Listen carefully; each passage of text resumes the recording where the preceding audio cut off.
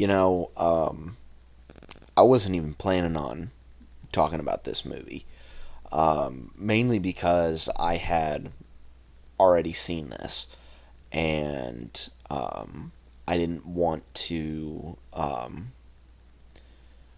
Well, this is not the right phrasing, but like I didn't want to retread over other stuff that I had seen before and that numerous other people had talked about.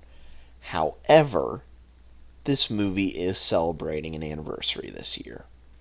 So I figured, hey ho, why don't I give it my best shot and maybe try and talk about some stuff that, maybe some other people haven't talked about or haven't noticed in the past before. So I'm going to give it the old college try, which kind of actually fits in with the movie that we're talking about. Hey guys, what's going on? It's Daniel Strung from QuickTime Reactions, and welcome back to Noobs for Horror October, where all throughout the month of October, we are going to be talking about all things spooky and scary in the world of horror. And today, we are, like I said in my intro, we are celebrating an anniversary, more specifically, the 15th anniversary of the horror comedy showcase that is Tucker and Dale versus Evil. Yes, 15 years ago, be more specifically, in January of 2010, we were graced with this movie's presence. This movie stars Alan Tudyk, Tyler Labine, Katrina Bowden, Jesse Moss, Chaylin Summers, Chaylin Simmons, pardon me, Travis Nelson, Brandon J. McLaren, as well as a whole host of others. And it tells the story of a group of college kids that are going out for a camping trip in the woods when they encounter two hillbillies who are out in the woods as well. And they start doing some very interesting things out in the woods. And is it all in their heads? Or is it just a simple misunderstanding? Who knows? So, that plot description is a little bit vague, and you hear me say, wait, it's a horror comedy. Why would you frame the narrative in that way? Well, from the perspective of the teenagers, it's from that perspective. But from our perspective of the hillbillies, they're going to their nice little vacation cabin out in the woods when they come across our group of college kids, and one of them, named Allison, she accidentally slips off a rock and hits her head, and she doesn't resurface from the lake. So they try their best to try and help her out and, take her back to the cabin to try and, make her feel better and just, try to get her to a full recovery.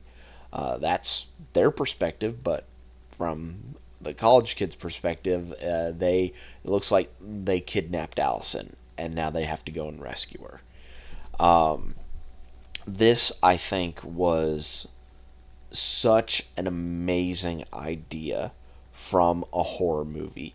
You take like a simple scenario of, oh, someone gets kidnapped from the group and we have to go save them, and we're going into God knows where and encountering God knows what. And that, I think, flipping it on its head and showing it from both sides of the coin is absolutely amazing, and having it be a misunderstanding leads to absolutely hysterical moments and line reads that you could read it either way, and it's absolutely well crafted. And it all comes down to a couple of guys in particular. First off, Eli Craig. He is one half of the writing duo who wrote this movie, and he is the director of this movie. His writing partner in this was Morgan Jurgensen, and they did an absolutely amazing job crafting the script in this to make it, if it were a stereotypical horror movie, it would still kind of work because, when they get Allison out of the lake, Tucker says, "Oh, we got your friend," and you can read it like, "We got your friend, and you're gonna have to, come and find her and get her before we do some horrible stuff." But in this scenario, it's like, "Hey, we got your friend. She's okay." Like, that kind of deal. And it's absolutely, and that level of reading it both ways continues throughout the rest of the film. Like, for instance, when Tucker and Dale tried to go out and find Allison's friends, they're walking up, and Dale is like, "Yeah, you should have seen how I was beating the crap out of her," when he was talking about, beating her in trivia and not actually, like, hitting her. And then they misconstrued the message on the log saying, "We got your friend," meaning that as like a friendly gesture, not as a threatening gesture. It's very similar in the way to it, depending on what mood you're in. If you read a text a certain way whenever you feel in a weird mood. The cinematographer was David Getz, and I don't know if it was a Craig decision, which, sidebar, I have to talk about this. Eli Craig, I've already talked about some of his work this year because I went to go see Clown in a Cornfield, which was his latest film that he's done. So if you want to hear my thoughts on Clown in a Cornfield, it's already in the backlogs on the channel, so go and check that out. But David Geddes uses, for a couple of scenes in the movie, like when Dale, or no, it was Tucker. When Tucker loads up the nail gun, it's cut like it's an Evil Dead sequence, like with Ash in the cabin. And a similar way to when Dale suits up with like all like the welder's mask and the chainsaw, the spikes on his boots. It's shot very much like an Evil Dead sequence, which I really appreciate. Moving on to the cast, Alan Tudyk and Tyler Labine are absolutely incredible as Tucker and Dale. Labine is such a sweetheart in this movie.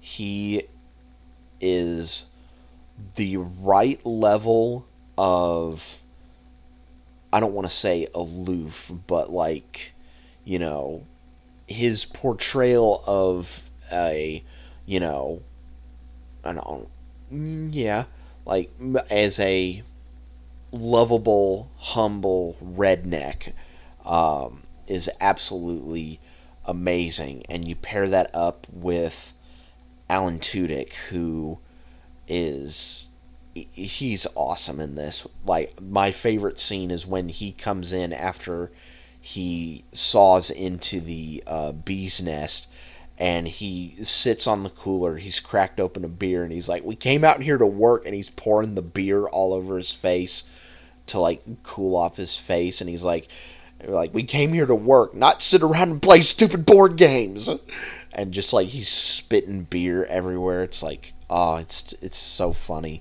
He's so good in this, and their chemistry is absolutely on point. It is so good. Like, Tudyk gets laughs, but Labine also gets some laughs as well when they encounter the group of college kids at the gas station. Of course, the scene that I think everyone points to is, him walking up with the scythe, and you're like, so y'all going camping? And he laughs maniacally, and it's so absolutely hysterical. Again, a scene that if it were a regular horror movie, that would be scary. However, since we got to know him a little bit before that moment happens, it's played off for laughs because it's like, he's trying to do what, Tucker told him to do. And it just comes off completely wrong in front of these college kids. Katrina Bowden as Allison. I thought she did really, really good in this movie. And, as she starts to learn more about Tucker and Dale, she kind of warms up to him. And her boyfriend, although I don't think it's her boyfriend, Chad, played by Jesse Moss, who, by the way, he was in Final Destination 3 as, I believe, Wendy's boyfriend, and Wendy was played by Mary Elizabeth Winstead. But Chad is such, and pardon my French when I say this, a complete asshole prick. He is such, like, if he was in an 80s movie, he'd be the buffest, most asshole jock in the school. Like, he just protrudes those vibes so well in this movie, and you legitimately want to see him, like, get his teeth knocked in or get killed at some point. And I think that's a testament to him and how good he's able to portray that. Everyone else in the college kids group, I think, did a really good job as well. And it was just really fun performances throughout the whole entire cast. And 15 years after this movie's come out, it has gained a cult following, and you see more and more reactions of it online, and everyone's just smiling and have a good time watching this movie. And I agree with those sentiments. After watching it tonight, it is an absolute fun, fun watch. If you were wanting something on the lighter side this Halloween season, I definitely do recommend Tucker and Dale versus Evil, because the cast in it is absolutely awesome. The writing is superb. The direction is really, really cool. And it's just an overall fun time.